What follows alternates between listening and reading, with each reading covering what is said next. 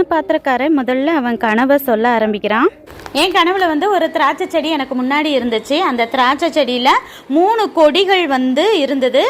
அப்போ அதிலிருந்து புதுசாக இலைகள் துளுத்துது, பூக்கள்லாம் நிறைய மலர்ந்துச்சு. அதிலிருந்து நிறைய பழங்கள்லாம் கொலைகள்லாம் இருந்தது. அந்த பழங்களெல்லாம் எடுத்து பிழிஞ்சு அதை ஜூஸ் போட்டு நான் பார்வோனுடைய கையில் நான் கொடுக்கறது போல கனவு வந்துச்சு அப்படின்னு சொல்றாரு.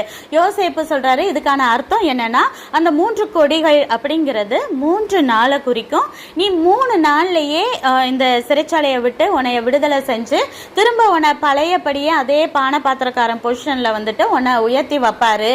நீ எப்படி ஜூஸ் போட்டு முதல்ல ராஜாவை கொடுத்தியோ அதே போல திரும்பவும் அதே போல ஜூஸ் போட்டு அவரோட கையில கொடுப்பேன். அதைத்தான் இந்த கனவு காட்டுது அப்படின்னு சொல்லிட்டு விளக்கம் சொல்றாரு.